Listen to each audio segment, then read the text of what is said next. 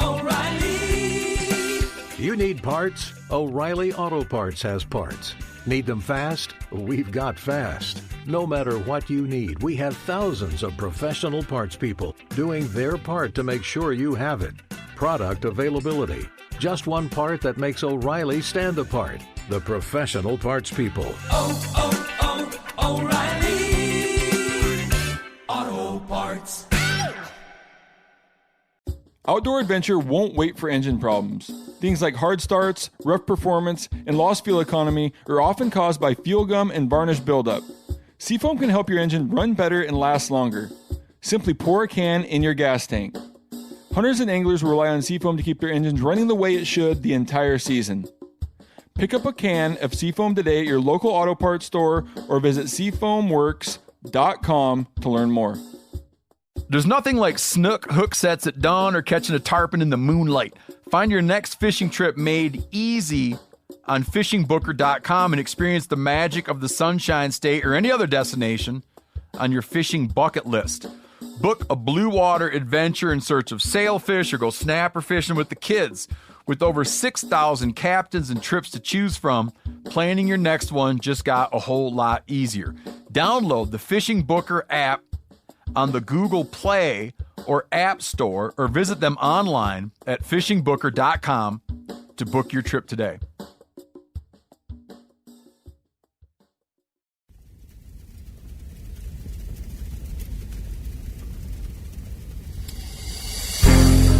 As a guide and hunter, I've spent thousands of days in the field. This show is about translating my hard-won experiences into tips and tactics that'll get you closer to your ultimate goal, success in the field. I'm Remi Warren. This is Cutting the Distance. Welcome back to the podcast, everyone. This week's going to be a little bit different because this week is going to be all about gear. I think if you get a bunch of hunters in a room together, first they're probably going to talk about some of their hunting stories, share stories of hunts or recent hunts or other things that they've done. And then the conversation always tends to go toward gear that they like, gear that they don't like, gear that they want to try or want to buy. It just, for some reason, is in hunters' DNA to talk about gear. And I think it's because there's so much good gear and gear's so integral to what we do. There's a lot of good gear out there that helps us be more successful, be more comfortable. And there's a lot of gear out there that, is really good. And there's a lot of gear out there that's not so good. And it's just something that we like to talk about. We like to see what everybody else is using. We like to talk about what we like, what we don't like. And I am no different. So this year, I've decided to make a top gear of 2020 list. I'm going to be running through all my favorites and all the things that I got to try, things that I like and why I like them.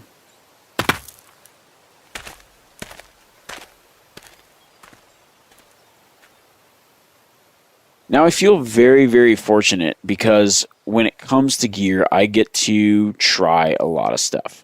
For some of the magazines that I write for, I get to sample gear for just various things. I work with a lot of companies very closely through partnerships and sponsorship type things, but also just get to try a lot of different product lines and other things to sample. Some stuff I really like, some stuff I don't like. But generally the stuff that I don't like, it's not even necessarily worth talking about for the most part. But for me personally, I've always been the type of person that when it comes to picking out gear, I have the philosophy that I'd rather buy it once and use it forever. I really like high quality gear that I know is going to last a long time, that's going to get the job done. And I also am very cognizant of the fact that my uses for gear might not be the same uses as other people. I've professionally guided pretty much my entire adult life, and I'm using these things day in, day out as part of my job, but also, you're using it every day. So I really demand some of the best. I understand that maybe for a week-long hunt or something, that might not necessarily be necessary, but also I think that there is something to be said for having gear that gets the job done. I'm a really big proponent of that. Now, good gear doesn't necessarily mean it's the most expensive, but it does mean that it's high quality, it does the job, it works really well. Now, for me, I get to try a lot of different stuff, and which is awesome because I work with a lot of companies. I always think it's good to just disclose, yes, I am sponsored by some companies, and I do get to try a lot of different things. So I can be very well versed in all things gear because I get to try so much different stuff, and I get to kind of report back and say, okay, here's what I liked about this. Here's what I think is really good at this price point. I think that that's something to just kind of keep in mind. It's not like nobody's paying me to say these things. These are just kind of my own opinions, and I just kind of like to lay it out there that, yes, I am sponsored by a lot of these companies, but also, that's because I choose to work with them because I seek out things that I already like and use and find as good quality gear, and then end up building these working relationships with these companies as well. So that's kind of my stance on it. Take it as you will. I just think it's always good to disclose that kind of stuff. And then also, it's really nice because I might be working with a certain company, but I also get to try a lot of their products within that company. And I say that whenever I do these gear things because I think it's good to know where I'm coming from. But on this gear list in particular, there's a lot of things, companies that I work with, and then some that's just completely random stuff or other stuff that I've tried, other stuff that I've sampled. I get sent sample things for magazines and other things like I mentioned. So some of this stuff just who knows where it comes from. Just cruising Amazon and being like, ooh, this looks nice. So there's a lot of that in here as well. We might as well just jump in. I know that sometimes when I start talking gear, this could be a 44-hour podcast, and then we'd just be barely scratching the surface, and then we could move on from the first one. But I figured if we do kind of like a best of, that's going to be the best way to kind of showcase some of the things that piqued my interest this year, some things that I was really excited about. And I think that there's some cool stuff in here that, especially coming around that time, holiday season, this might be a really good kind of gift guide. I always get these messages from people who it might be like a husband listens to it and his wife and kids listen to it all the time. The wife and kids don't hunt, but they'll be like, hey, I've listened to every one of your podcasts. Any suggestions on something for my husband? So this is for you as well. So this is for the hunter and the non-hunter. This might be the perfect gift guide for those of you. If you got someone in your family that's really hard to buy for, kind of has everything, you might be able to glean some tips out of here. Let's start with best of optics. I know optics for me personally, the way that I hunt, that's one of the categories that I would say is really integral to success, something that's very important. I work with Vortex Optics, so I get to try a lot of stuff in their product lines. If we're going to talk about binoculars, for me, I think that this year, the ones that really stood out would be the 10x42 Razor UHDs. Now, that's their top of the line, highest end binocular. I know in the past, you've probably heard me talk about liking 12x50 binoculars, but these UHDs are super, super, I don't know, just like really easy on the eyes, really clear, really crisp. They're a little bit heavier than the regular razors, so the weight savings, but I think that the quality over the weight is kind of worth it. They're similar shape and design, but just a little bit. I actually haven't read the specs on it, but they just feel a little bit heavier to me. It might just be a different glass in there or whatever. I originally went with the 12x42s just because they fit a little bit better in my favorite bino harness. But then I just kind of like fell in love with them and can't part with them. So I've been rocking the 10x42 UHDs, and I think it's the best glass that Vortex has come out with so far. It is their highest end binocular, but for me, using it day in and day out, I really, really, really like them. One other thing that I did try though this year was the Diamondback 15x56s. Now that's their more mid-priced optic, and I think it's actually pretty smart choice on their end, but I used it pretty much all of spring bear season because there's a lot of sitting glassing. They're a little bit lighter weight, but the clarity and quality of them was really surprising, like really decent, really good, especially for the price. They actually are HD as well. I think it fills a good niche between having those like higher powered binoculars but not wanting to spend that primary binocular price. So the binoculars you got every day around your neck, when I'm thinking about higher power optics, I call them like my bag knocks because they're going to be in my backpack. I'm going to get up, sit glass somewhere, overlook an area, and then put them away when I'm done, or maybe drive to a glassing knob and like a short walk from there. So it's kind of a good price point where you can get into having that type of binocular where you can sit, because it's so much easier on your eyes and better for glassing than staring through the spotting scope, which is more magnification. But for a lot of hunts, man, I just almost prefer high-powered binoculars. I can kind of verify what I'm looking at if I need that verification. As long as I'm not trying to like really nitpick the animals that I'm looking at score-wise, I just need, okay, it's legal, or yeah, it's a mature representation. I can tell from here, because having both eyes open and just scanning off a tripod with the high-powered binoculars is a nice way to do it. And I think sometimes for backcountry hunting, I've actually taken those, just go with higher-powered binoculars and kind of forego the spotting scope. But spotting scope still is extremely handy. And I did also try out the Diamondback HD spotting scopes. I wouldn't say they're cheap, but I wouldn't say they're expensive as far as spotting scopes go, and it's really good, like bang for your buck. They're around $500, that $500 range. Still not cheap, but really high quality for the price, because when you're talking about spotting scopes, I mean, you can go up to kind of the sky's the limit when it comes to glass. And, as they say, well, you normally get, like, the more you pay, the better it is. But I think some optics, there's kind of this happy medium where it's good enough and you don't really necessarily need to go that extra bit more, or, it's not in the budget, but if you can afford this, then you're going to be very, very, very, very happy with it. And not that it's not a big purchase as well, but I think that I'm really impressed with it. I was like, okay, it's a little bit lighter than some of the more expensive stuff as well. So I kind of like that little weight saving. So I think that's just something to look into if you're looking for optics. I was really happy with those. The one optical piece that knocked it out of the park for me, the Razor LHT rifle scope, Light Hunter Tactical. Hands down the best rifle scope I've ever used. It has everything that I like. I mean, it's kind of like they designed the scope particularly for me, and they may have, I don't know. I'll have to. Every time I talk to them, I'm like, you guys designed that scope for me, right? Yeah, because they know that I like the scope that I've liked before, and just has the features now that I just wanted in a scope. I mean, it's really, really good optical clarity. I really like the reticle in it. It's got also kind of a light up reticle.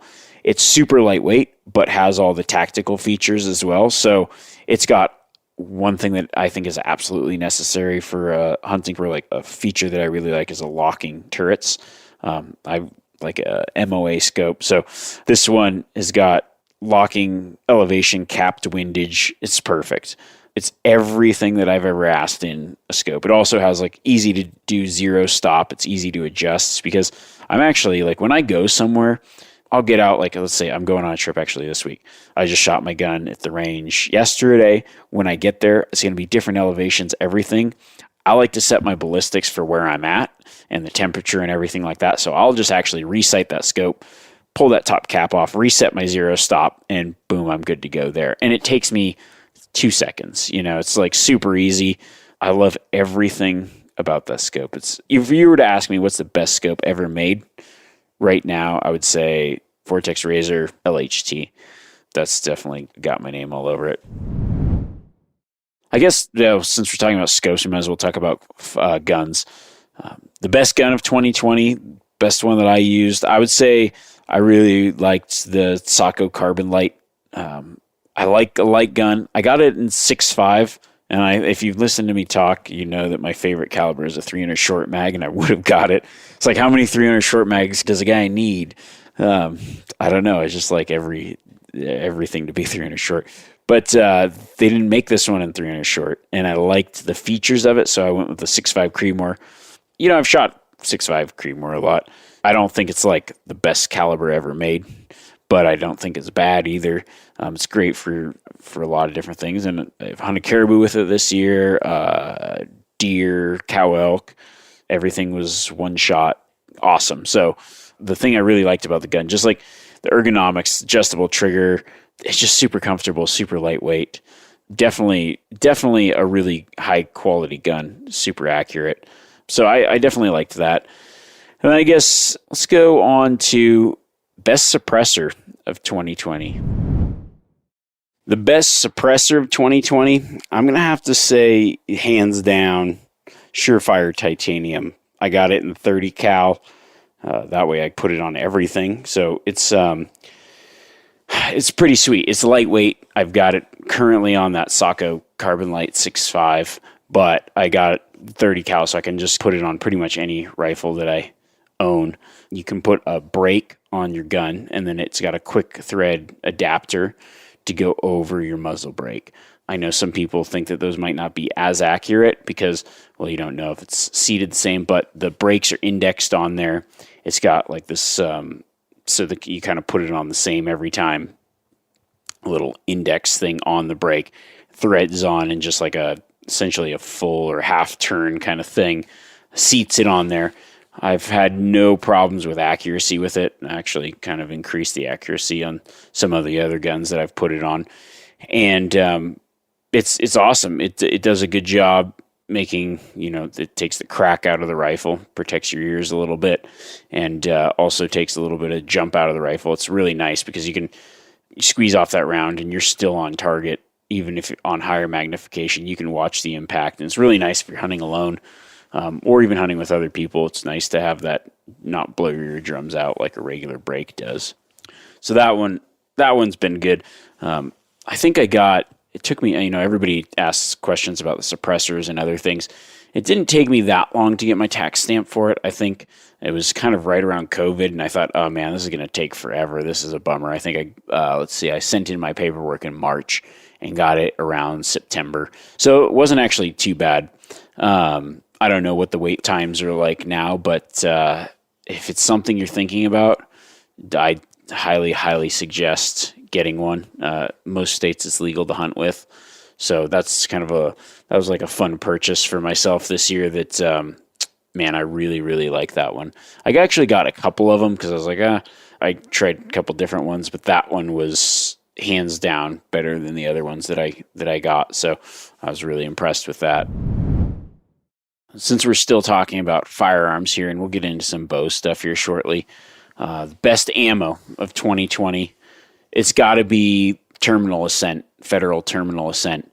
I've had really, really good luck with it, and for me, bullet choice is huge because I'm looking for something with good BC. I'm looking for something that, I think I kind of talked about this earlier, but looking for something that also has good killing power. Like it needs, if it's used for hunting. So I started getting kind of disenfranchised of some ammo that's like, it was more target ammunition that they're selling as hunting ammunition that didn't perform like hunting ammunition. There's a lot of manufacturers doing that, and it was just really irking me a little bit. And this is performing like target ammunition, but on game is definitely having that knockdown power, that controlled expansion, like from a short range to a long range. So I'm pretty stoked on that. I actually I just sighted my 300 short in with it yesterday, and man, it was like just a sub MOA group at 200 yards. I was less than an inch for sure. 5-shot group at 200 with it. So I'm like, all right, that's awesome. And it was out of a gun that was a little bit finicky with some other ammo. So that's nice because I spent I did a lot of round testing, and it likes it. So that's nice. But then I've also hunted a lot with it this year, out of my 6.5, and everything I've shot, one shot drop, like dead. That's what you want in hunting ammo. And so it's been pretty good. We took it on a caribou hunt, and I think 3 out of the 4 caribou were shot with that same ammo, same rifle actually, and then a couple wolves and deer and cow elk. And the cow elk, it was it's just perfect. 400 yards lined up, shot, drop, dead kind of thing. And that's what you like. That's what you want your ammo to do. That's what you want your shots to do. So very, very happy with that this year. That definitely gets an award from me. Let's go into some bow stuff. I think the best bows, let's do best bows of 2020. I mean, I'm a prime shooter. I work with Prime. I've been shooting primes for a long time. Their new Nexus bow, I like a lot better than the black. I think that there was some things that I didn't necessarily like about the black as much, but have been like, it wasn't a bad bow by any means, but this Nexus bow, I think, is just a step up from it. And so I'm pretty stoked on that. I haven't got a lot of hunting time in with it, but what I've used it for so far, I'm pretty stoked on. I'm also kind of just one of those people that I get a bow that I still really love the Synergy. It's an old bow. They don't make them anymore, but damn, did I love that. Do I still love that bow? I'm just one of those people, though, with the bows, I get super sentimental. And if I have like a great year with it, then it's hard for me to switch bows. I've always been, and I'm like that with rifles as well. Like I like to name them. I like to spend time with them. You carry something around for so long, and it's just one of those things. Like I don't like to switch guns all the time. I don't like to switch bows all the time. I'm pretty sentimental when it comes to, I don't even know if it's sentimental. It's just, you get used to it. It's like you carry it through the mountains for a certain amount of time and you have a good season and you're just like, oh, let's keep these good times rolling, man. And you keep that, I don't know what it is. I'm sure there's a lot of people like that. I'd probably still be shooting. I don't even know if they still, like if you could keep a bow up forever, I'd probably just keep shooting the same bows that I've always shot. But I say that and then I get a new one and I'm like, ooh, there's things that I really, really like about this new bow. So I definitely think that the Nexus takes, I actually got to shoot quite a few bows this year. So that one I really enjoyed. But like I said, I haven't got like hunt time with it yet. So as of right now, just shooting it out of the box, hands down, I'm pretty stoked on it.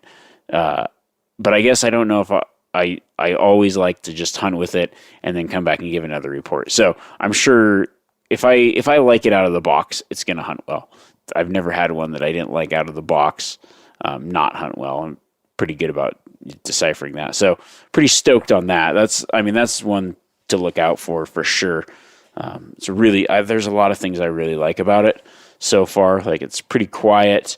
It's super dead in hand. Things that I kind of look for in a bow, especially for like Western hunting when you're in the mountains and everything's kind of already unstable. A bow that's easy to just hold on that spot, and then something that doesn't really have a lot of knock travel because if you're twisted at a weird angle or whatever, you just want every shot, no matter the angle that you're shooting at or whatever, to just go right where you want it. So that's been fun. This year too, I kind of wanted to just get back to the basics a little bit. It's been so long since I wouldn't say it's so long. Every year I hunt with a trad bow, but I don't necessarily always film it. This year I just decided to go like old school, bust out my Montana longbow. It's a Bear longbow. I think I got it at Cabela's like quite a few years back. Used like the Cabela's credit card points and got this thing. It was like maybe $300 or something like that. Yeah, I had a lot of fun with that this year, just kind of getting back to shooting the trad bow. Well, I shoot them a lot all the time, but then a friend of mine came out this year with his, he had a recurve, a stalker stick bow. That thing is just like an absolute work of art, handmade, like beautiful wood. So I'm like, okay, I need one of these. And I actually just got a stalker stick bow too. So if you're looking for something that's like absolutely the best handmade, just like beautiful piece of hunting art, I'm going to hunt with the stick bow in Alaska this week. And then I'm going to come back and hunt my mule deer tag with that Nexus Prime. So those are two hunts that I'm really, really looking forward to here coming up, and hopefully get first harvest with a couple new bows. Nothing better than breaking in a new bow on a hunt. It's so much fun. Oh yeah. Those will be my hunting partners for the next couple years, hopefully. I like how I talk about bows and guns like people. I'm just a special type. It's okay. You can continue to listen.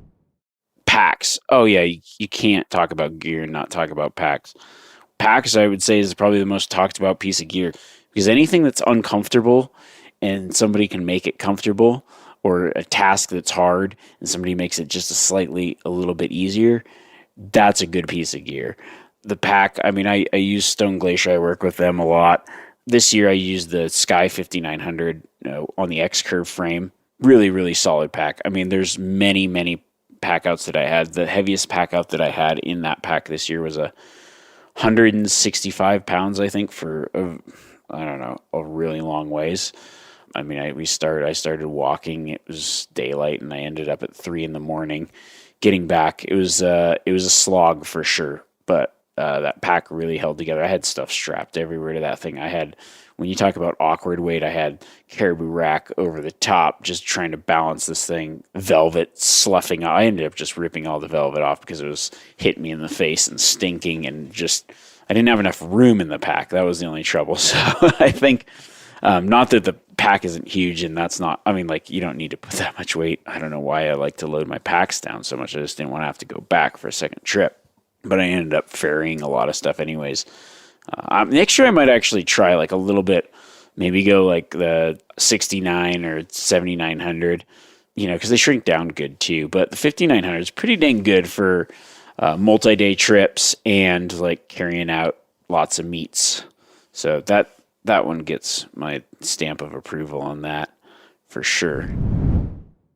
This is something that I hadn't used before and didn't even really know existed, but it's the Gerber Freescape saw. I like to do those bone-in cuts lately, and so I'm like, okay, a little bit of extra weight to carry a saw is fine. And I've been using like these Exomod knives, so it's got a little saw in it as well. It's like they all kind of clip together, but it's just more of like a skeletonized fixed blade knife. For a long time I did the whole replaceable blade thing, and I think those are really nice, but something about just having like a solid fixed blade knife that I just like, I like to get in there, and it's just nice to have like a solid blade. So I've been using solid knives a lot more recently. And that Exomod does have a saw, but then this Freescape saw is more of like I hope they still make it. It folds like it's a wood saw, but the blade folds into itself. So those old like white pack, what are they called? Saws of Wyoming, or I can't remember what they were, but it was like this in this kit, and you have the saw blade, and then you have 3 pieces that you put together in a handle, and then you tighten the blade. This is like that style saw, but it folds out. It's pretty incredible. I wish I'd known about it sooner. That was like good surprise for this year. I liked that. Let's see. Oh, we talked about packs, so we got to talk about boots. I tried a lot of boots this year, actually. I thought that was like one of my things. I was like, I figured, okay, I had some boots that I hadn't broken in yet. I really beat my feet up on some of these hard sole boots, man. The break-in period on some boots is horrible, but once they're past that break-in period, you're like, okay, now I'm riding nice. My 2 favorite pairs that I tried, I would say the Schnee's Beartooth's really, really nice. It's the type of boot I like, full leather boot. The sole's a little more flexible on those, so the break-in period was not very bad on that. And then the other one that I really liked that I'd never tried before was the Crispy Nevadas. Those ones are good too, and I'd heard a lot of good things about that. I have a lot of friends and stuff that wear those boots. My brother wears those boots. A lot of guys that I hunt with like those. I'm really glad I got to try those this year. Those were really enjoyable to hunt in. A little bit stiffer sole, but also like really good ankle support, really durable. I was pretty pumped on both those pairs of boots this year. Those both get awards. O'Reilly Auto Parts are in the business of keeping your car on the road. O'Reilly Auto Parts offer friendly, helpful service and the parts knowledge you need for all your maintenance and repairs. If you're confused about what part you need, like what wipers are going to be the best, what replacement headlights are going to be the best, go into O'Reilly and talk to the people that work there, because they're great and they're super friendly, and they'll get you squared away where you walk out knowing you got the right thing. They've got thousands of parts and accessories in stock, either in-store or online, so you never have to worry if you're in a jam. Do you need your windshield wipers replaced? You need a brake light fixed? You need some quick service? They'll help you find the right part or point you to the nearest local repair shop for help. The professional parts people at O'Reilly Auto Parts are your one-stop shop for all things auto do-it-yourself, and you can find what you need in-store or online. Stop by O'Reilly Auto Parts today or visit us at O'ReillyAuto.com/MeatEater. That's O'ReillyAuto.com/MeatEater. We've all seen plenty of gadgets and fads come and go, but here's one product that stood the test of time: Seafoam Motor Treatment. Lots of hunters and anglers know that Seafoam helps engines run better and last longer. It's really simple. When you pour it in your gas tank, Seafoam cleans harmful fuel deposits that cause engine problems. I'm talking common stuff like hard starts, rough engine performance, or lost fuel economy. Seafoam is an easy way to prevent or overcome these problems. Just pour a can in your gas tank and let it clean your fuel system. You probably know someone who has used a can of Seafoam to get their truck or boat going again. People everywhere rely on Seafoam to keep their trucks, boats, and small engines running the way that they should the entire season. Help your engine run better and last longer. Pick up a can of Seafoam today at your local auto parts store or visit seafoamworks.com to learn more. There's nothing like snook hook sets at dawn or catching a tarpon in the moonlight. Find your next fishing trip made easy on fishingbooker.com and experience the magic of the Sunshine State or any other destination on your fishing bucket list.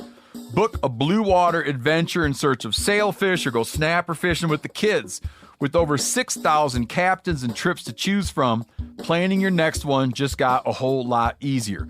Download the Fishing Booker app on the Google Play or App Store or visit them online at fishingbooker.com to book your trip today.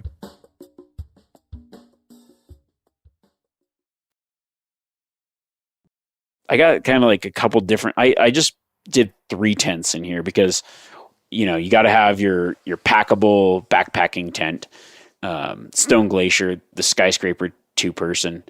That's hands down the best tent I've ever owned. That's like just for everything. It's a 2-person tent, but I carry it solo most of the time. There's a lot of room in it. I've taken it on a lot of trips in like winter camping. I would consider it a 4-season tent for sure. It's really nice. But then this year, I also did a lot of early season stuff and just like some kind of what I'd call like bonsai trips or just like bivouacking and going. And I used their ULT, like their ultralight tent. It sets up with your trekking poles. It was nice because it could keep a little bit of rain off. Definitely not, I wouldn't consider it like a 4-season tent. It's more of an early season tent, but it's so light. It's like stuff's down to nothing. It's just essentially a nice little tarp tent style, but man, that was nice. And then in Alaska this year, a tent that I've used a lot, just if you got a lot of people and you're flying in or horsepacking in, pretty decent price and like pretty durable. The Cabela's Outfitter 6-man. That's like kind of a gold standard. I just wish it had 2 vestibules. Maybe they make them now. This one's old. I wanted it like a Wild Sheep Foundation silent auction or something. Got it like a silent auction, something like that. But it was really good. We had, how many people did we have in the thing? 4 people. It's a 6-man tent. If 4 is pretty damn snug, I wouldn't go more than that. But it worked out pretty solid. We had a little bit of inclement weather and it was good. Let's go into the best of electronics. One thing, I think this is actually the coolest thing that I got to test this year, and I'm actually wearing it right now. I would never consider myself a watch guy. Many moons ago, I used to wear a Suunto watch a lot, and that was way before smartphones and all these other things. And then they stopped kind of making the batteries for the one that I had. It was an awesome watch at the time. It had altitude, a little bit of barometric pressure.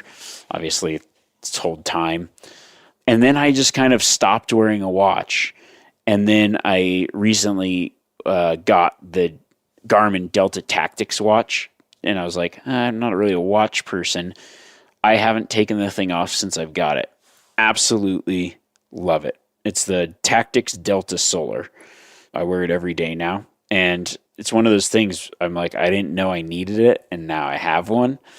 I hope I don't have to give this back. I've tested it for a long time now. It's pretty damn awesome.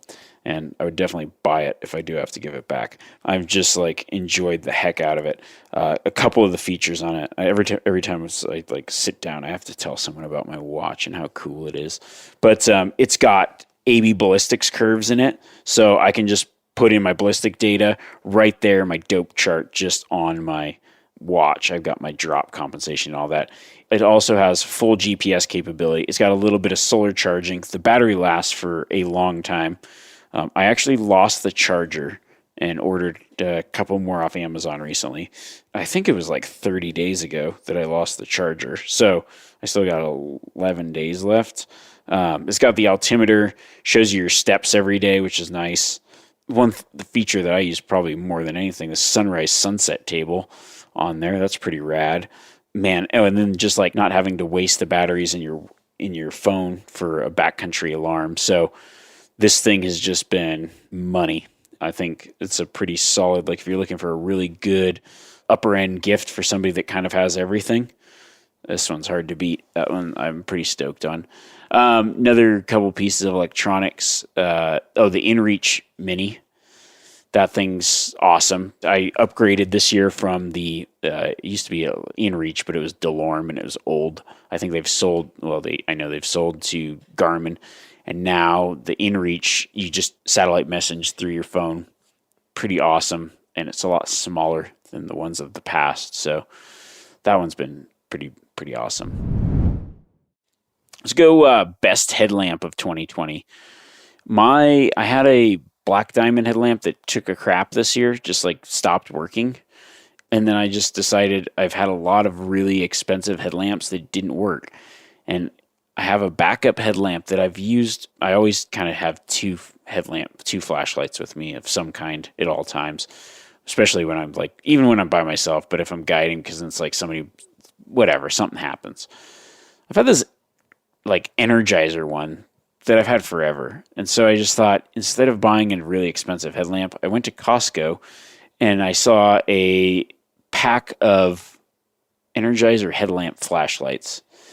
It was like a 4-pack or maybe a 2-pack, and it wasn't very expensive. And that, hands down, gets the best headlamp of the year award, because the thing's pretty dang bright. It costs hardly anything.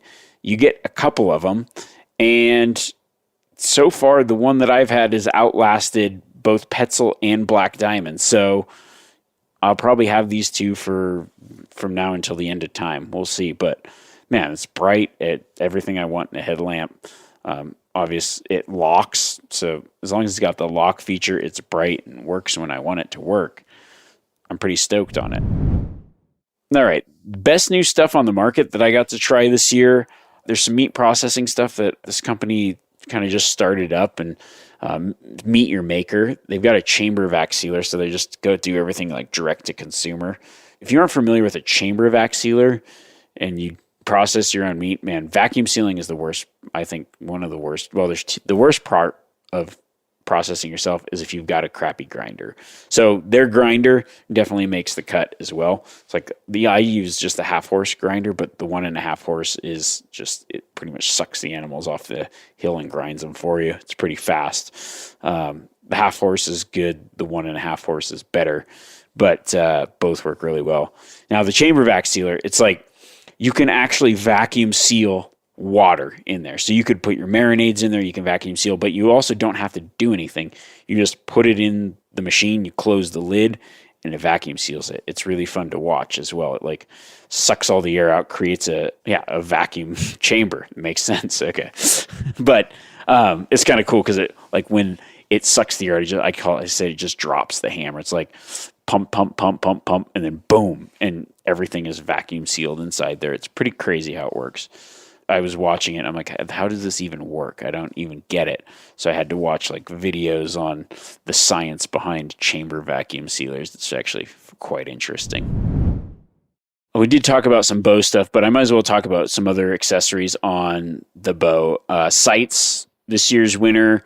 I mean, it's kind of the one that I've decided every year. And to be honest, though, I really like the sight that I've got. The Spot Hogg Fast Eddy XL is the one that I've been using a lot. I get a lot of questions on bow sights too. So that's the one I've been using.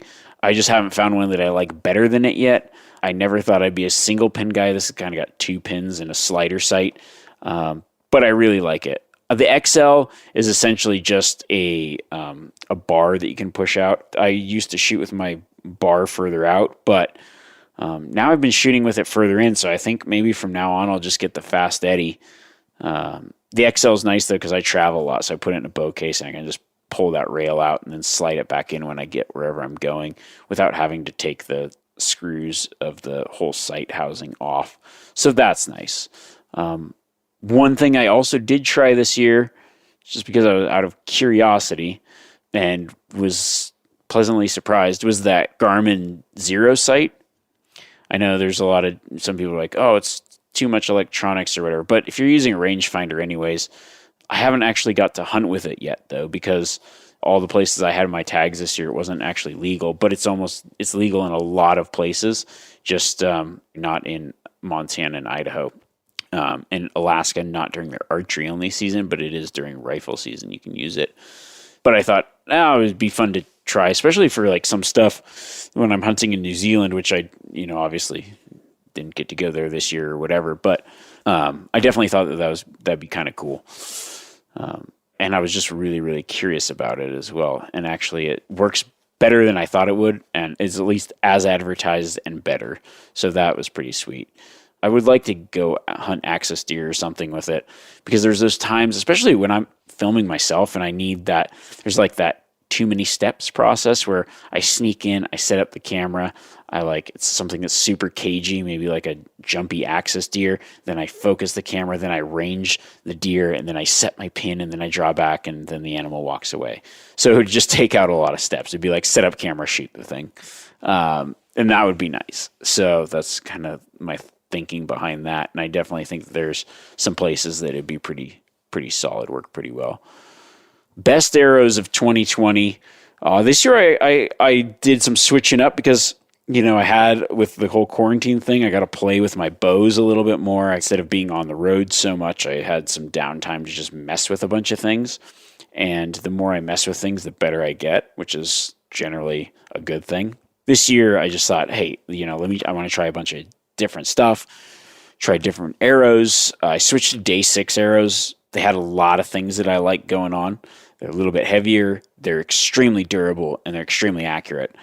Just by switching those arrows, I tightened up my groups quite a bit. They're a smaller diameter than I was used to shooting. At first, I was kind of like, do I want arrows with these outserts? And now I'm like, okay, I wouldn't see myself shooting another arrow right now. I've been so happy with it. And then another thing that I just started doing, Brian, one of the owners the owner of Day 6, he suggested doing 4-fletch on my trad arrows.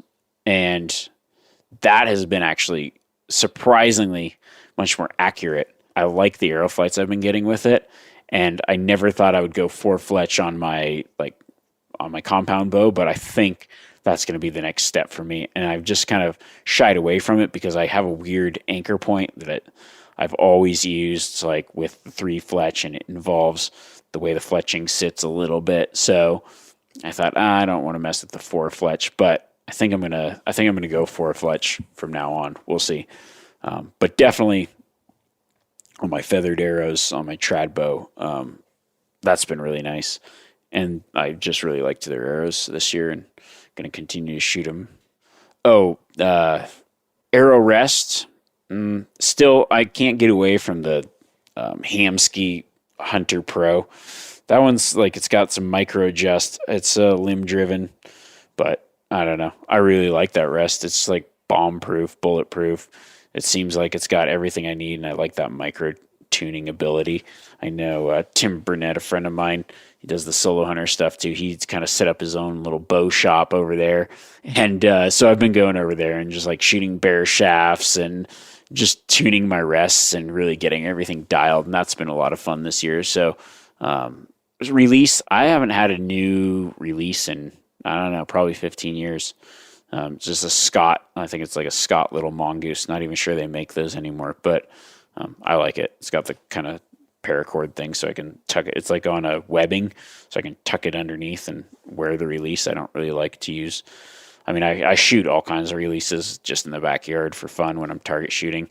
I've got a back tension. I've got a thumb release. I even bought this release this year.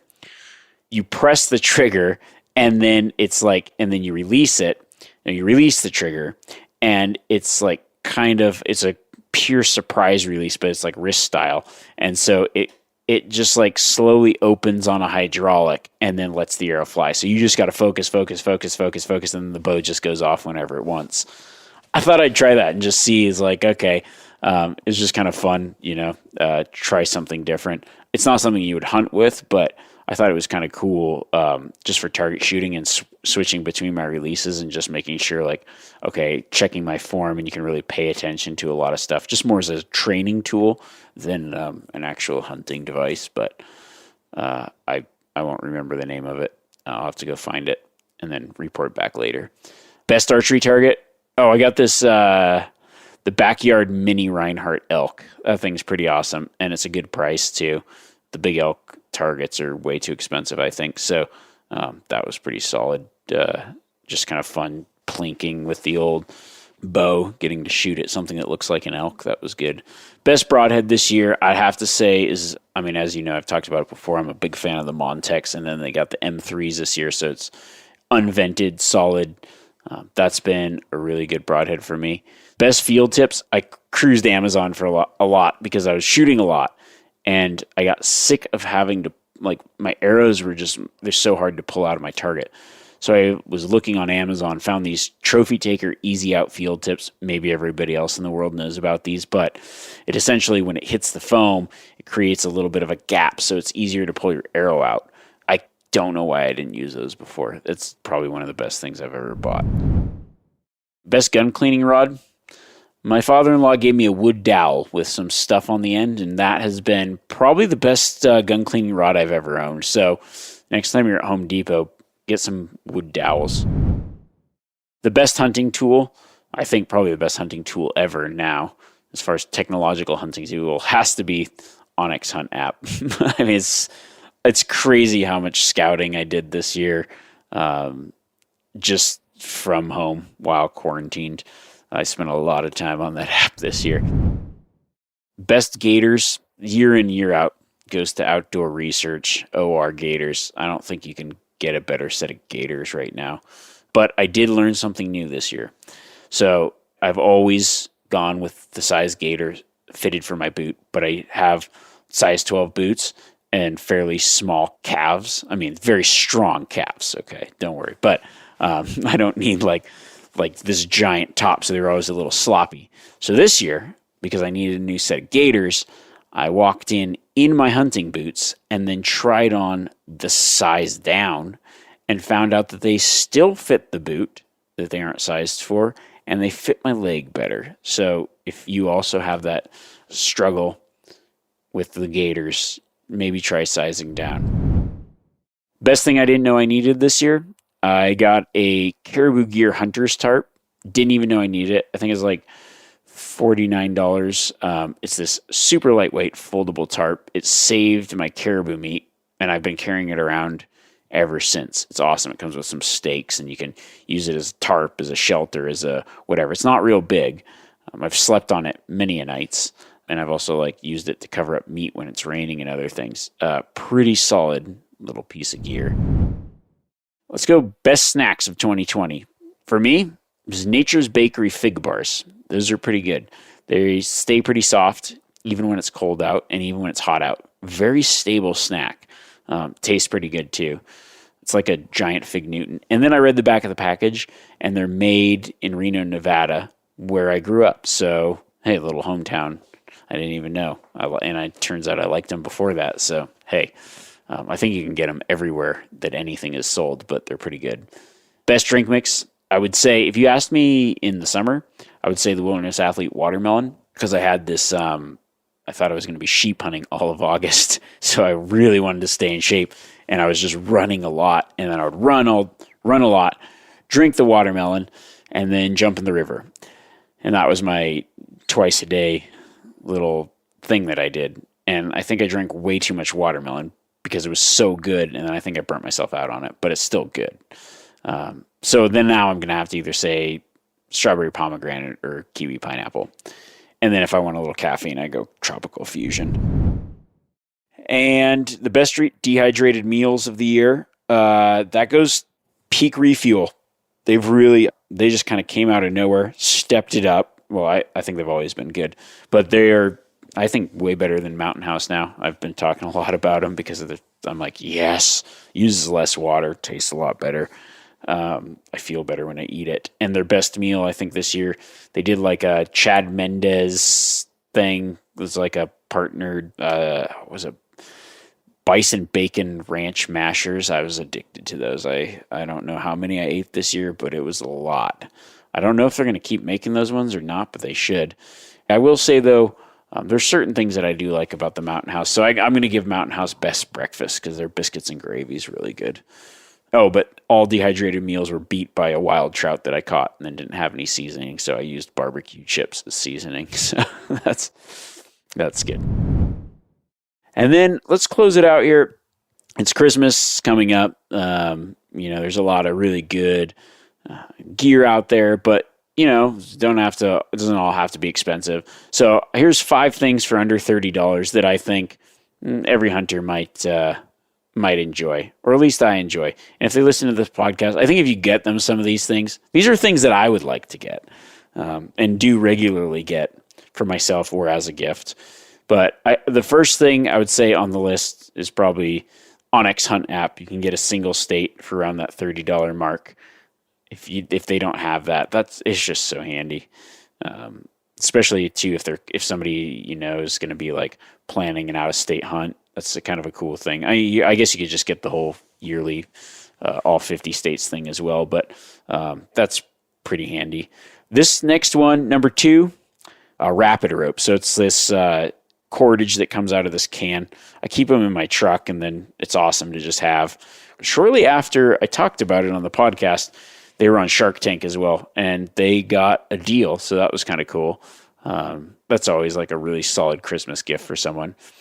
Number 3 on the list, Husky 42-gallon contractor bags. Probably the most useful tool in a hunter's backpack. I've used these things for everything. It's the most underrated piece of gear on the planet. And when I see that yellow box, I'm like, yes. Now, if you're a hunter or you're planning on getting a hunter something, write down all the uses of these contractor bags. Because, I've used them as waders. Primarily, this is what I started using them for, is to line my packs so they don't get bloody. But you use them as a tarp. I've melted snow in them to make water. I forgot my sleeping pad one time, so I just filled them with pine boughs and then slept on top of them. It was kept me warm. That was nice. It's a poncho. It's a million different things. They work pretty awesome. I always have a box in my truck or in the garage that are specifically for hunting, not for yard work, just reserved for hunting. In that same line of kind of like a random thing, but it's really nice. Microflex diamond grip gloves. They are latex style gloves, disposable gloves that you'd use. Say you're cleaning an animal, you don't want to get anything in your. It's probably not a bad idea to use gloves if you can, just because you don't want to catch a disease or start, get an infection of some kind or whatever. So, my dad's actually a painting contractor, and he uses these a lot, so I get them from him.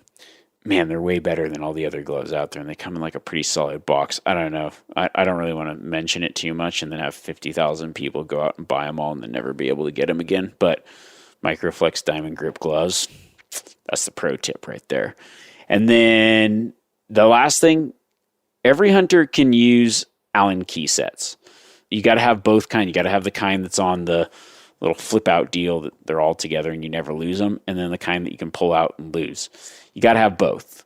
Probably mostly SAE, but today I was I've got all SAE ones and a standard English size and needed a 2.5 millimeter to lighten up my trigger and couldn't find it. And then, of course, you know what? I looked in a random spot and there it was right there. I'm like, yes, thank God I overbuy Allen keys, because I feel like every piece of hunting gear uses them, from bows to rifles to, it just doesn't matter. You need them. You can't have too many of those. So that's a great, great, great gift. So I hope that helps. I know it kind of got a little long-winded. The gear stuff generally does, especially when I do big lists of it. But I hope you at least maybe enjoyed hearing about some of the gear that I got to try out and some of the stuff, some of my thoughts on that stuff. So coming up, we're going to be doing a Christmas special. I'm really looking forward to that. So it's such a great time of year. There's some hunting seasons, some great stories. Hopefully you'll get to spend it with some close family. I know this year's going to be a little bit different. Maybe it's going to be long distance and people won't be traveling and whatever, and which is fine. And then we got some cool stuff coming up for the new year, talking about some planning things and some other stuff. So I hope that this helps. I hope that maybe you glean some ideas for either yourself or something you want to look into to add to your kit next year. And if you guys, as always, I like to make these two-way conversations. So reach out via social media. If you tried something you really like this year, let me know, because the best way for me to find out some cool stuff or some good stuff is to hear what other people have tried and got to use. And then I generally look into it and then I'm like, okay, I got to try that. I haven't tried that. So keep me posted on some of the things that you guys really enjoyed this year. And hopefully you have a good holiday season, and we will talk to you later.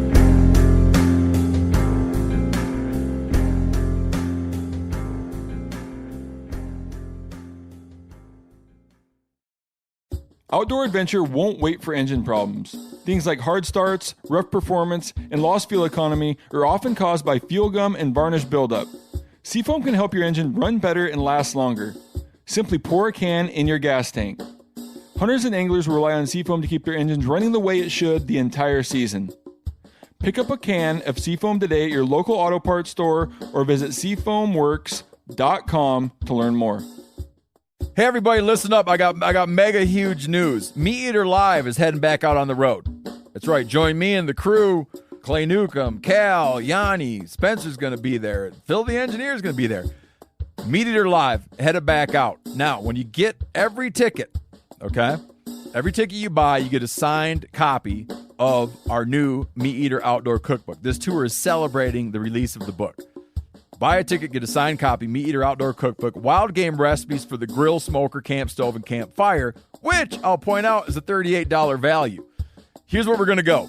April 23rd, the Mesa Arts Center in Mesa, Arizona. April 24th, the Balboa Theater in San Diego. April 25, the Grove in Anaheim, California. April 27, the Crest Theater in Sacramento. April 29, the Union in Salt Lake City. April 30, the Egyptian in Boise. May 1, the Wilma Theater in Missoula. May 2, the Bing Crosby Theater in Spokane, Washington. May 4, Revolution Hall in Portland, Oregon. And May 5, the last day of the tour, Pantages Theater in Tacoma, Washington. For tickets and more information, visit the events page at themeateater.com. Hope to see you at the show.